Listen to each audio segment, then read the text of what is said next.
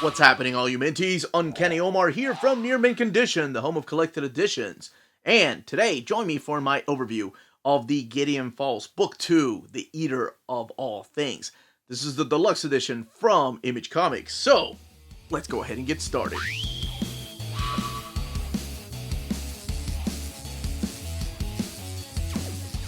And welcome back, everybody. So, here we have Gideon Falls Book 2, The Eater of All Things. This is the deluxe edition, and pretty much this contains volumes 4, 5, and 6. Keep in mind, volume 6 was only issue 27, and I'll talk about why here in a little bit. Let's take a closer look at this. Here's the designs. What are all these little spider, roach, or bug legs right there? We get to find out in this book. Image, Gideon Falls, Lemire, Sorrentino, and Stewart, and volume 2 down there. And then the back design of the book. Rated M for mature. Now, before we go any further, I do want to give a shout out to Organic Price Books for sending us a copy of this. So, Gideon Falls Book 2. This is the follow-up to Deluxe Edition Book 1. Now, one thing I immediately noticed is the exact same embossed design. Right there, you can see it shining like the barn did. I like that. It stands out. But here's what the covers look like. I'm not sure if there's a DCBS variant or not of these. If somebody could let me know in the comments down below. I cannot remember if there are or not. I know they do usually Remender's books in Deluxe Edition. They have variants of those like Deadly Class or 7 to Eternity. But here, let's look at this. But I can't remember if they did a Gideon Falls DCBS variant. Here's the spines together, what the books are going to look like on your bookshelf. And then the backs of the books. So back here we have the Laughing Man, and back here of volume 2 we have the barn, because it all goes back to that black barn. So this one, volume 1, retailing for $49.99, and this one here retailing for $39.99, and that's because it contains only issues 17 through 27, whereas this one was issues 1 through 16. So let's put the focus back on this.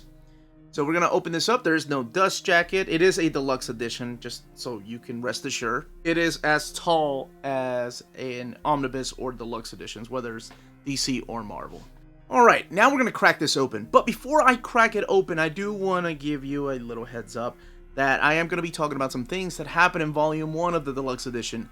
It's the only way to talk about this book, really. So, just in case, just a little minor spoiler going on, in case you haven't read Volume 1. Now, if you don't care about spoilers, if you read Volume 1 and you want to jump into this and check out the artwork, see if you want to continue, go ahead and do so. Alright, let's get started. Alright, opening this book up, some black end paper, which is exactly the color that they used for the first volume. And here we have Gideon Falls, The Eater of All Things. Volume 1 was The Legend of the Black Barn, which is actually explained here.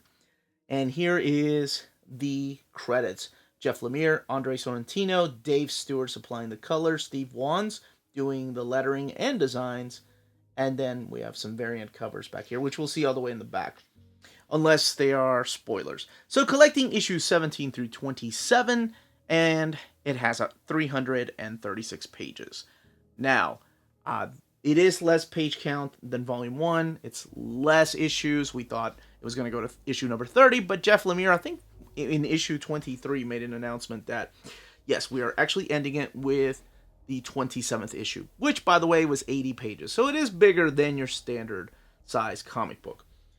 So this is rumored to be a TV show. It's got picked up, I think, I can't remember what network or channel or what streaming service these days has picked up on this particular project. I'm sure it's going to be quite a challenge, though, to capture what I think makes this book work. And that really relies heavily on visuals. So anyway, back to this. Alright, in Volume 1, we got to meet a certain group of characters. We got to meet Father Fred, who got sent to Gideon Falls to replace this other priest who had just gone missing. And he's going to go and replace this priest in this little bitty town. We got to meet Angela Shu, who is a therapist, psychiatrist. And one of her patients is this gentleman named Norton Sinclair. Now, those were the three main characters that we followed throughout most of the book. And then towards about 2/3 of the book, we got to meet this character named Clara Sutton. And then we got to meet her father. Now, Clara sees Norton and claims that that is her younger brother, Danny. She keeps calling him Danny. So throughout this, they're visiting their father at the hospital. And by the way, the art in this and the colors, my goodness, Sorrentino is just blowing me away in this. The colors, of course, by Dave Stewart, who is a phenomenal colorist. I was Uncanny Omar Talk Pretty one day, from the world of Hellboy. He's worked at DC, he's worked at Marvel, he's worked with Jeff Lemire before. But my gosh, he is just on all sorts of different levels here, just for the amount of work that he had. Both of them have to do artistically. I think it's very, very cool, the designs. It gives me a Mobius feel, while the creepy stuff in here kind of reminds me a little bit of the artwork that you see, honestly, somebody like Greg Capullo do, or even things in Sandman. So those are your 5 main characters. And in here, you get to find out more answers. You see Father Fred, and now he's teaming up with Dr. Shu. And she just wants her patient back. She has no idea there's anything weird going on.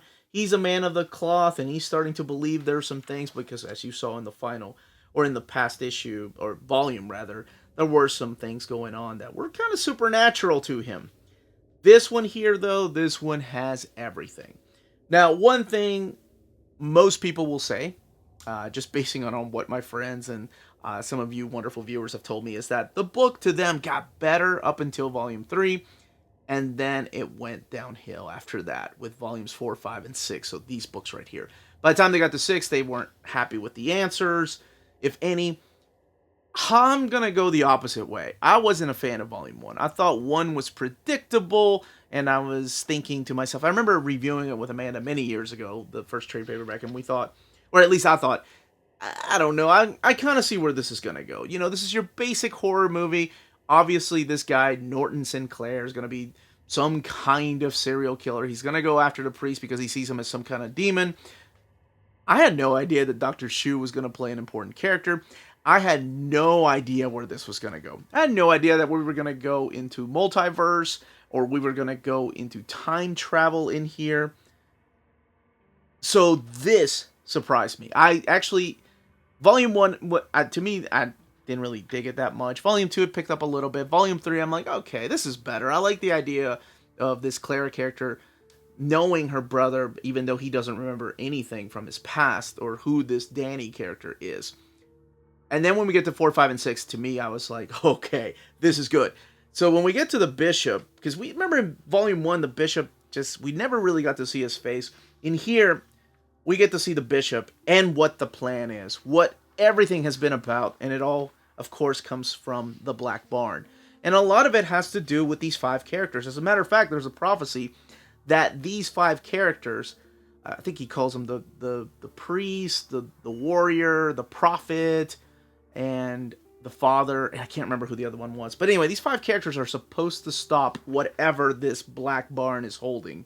Now, I'm being very vague because there are answers in here that you finally get to find out. Do you remember in Volume 1 when the character of Norton was walking around with a mask, and you just thought, okay, he's obviously schizophrenic, he's dealing with illusions, and he's going through depression. Obviously, he's a very sick person.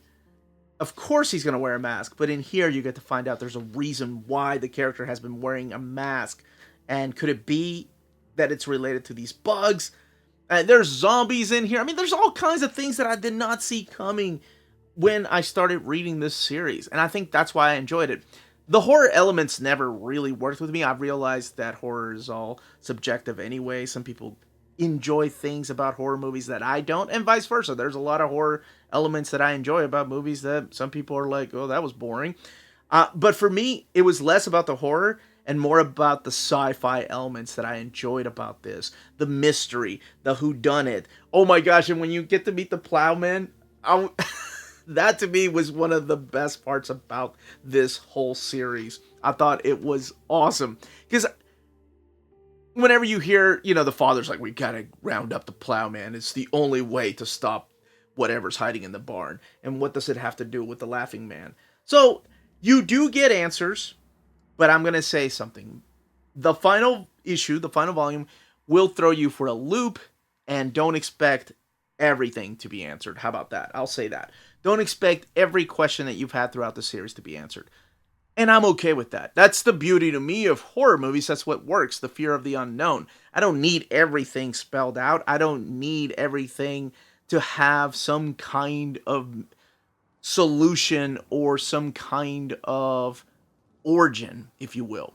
Sometimes evil just exists in the world because of evil. But that's all I will say about the series. I mainly was focusing on the artwork, the trippy artwork, and the wonderful pacing. I love this, by the way. This is one of my favorite things that... one last thing. And I promise it's not a spoiler. So, the things that both Dr. Shu and Father Fred have seen make them question their own beliefs. He's a man of the cloth. So the things that he has seen in the last few volumes makes him question, has he been wasting his time following God and being a shepherd to people, not knowing exactly what he's leading them to?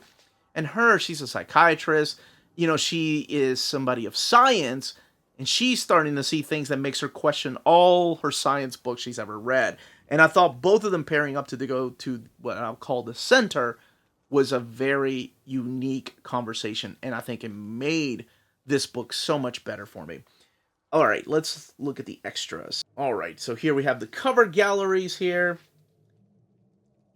and variants by different creators like Fabio Moon and Giuseppe Camuncoli, Francesco Francavilla, and of course the actual covers are in between the chapters.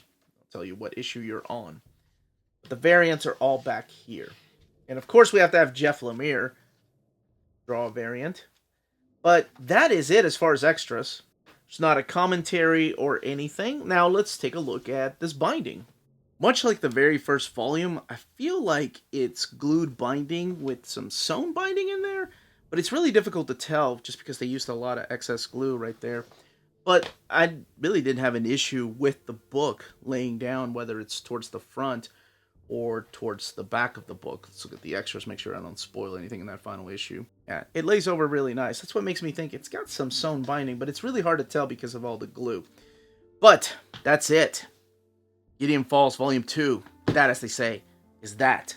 If you're interested in purchasing this book, don't forget to check out our sponsor, cheapgraphicnovels.com, your online home for graphic novels and collected editions up to 50% off cover price. They have excellent shipping and prompt and helpful service. Check out their bargain deals for up to 90% off cover price. And don't forget that CGN also takes pre-orders. That way you don't miss out on the hottest releases. And they are currently running a special promotion for you Minties. If you're a first-time customer, after receiving your order confirmation email, reply back to that email and let them know Near Mint Condition sent you their way. They will then apply a free shipping promotional credit to your next order in the US. Cheap Graphic Novels, your source for the hottest books with the kind of deep discount, quality shipping, and customer service that will keep you coming back for more. And that was the content, the page count, and build of this deluxe edition.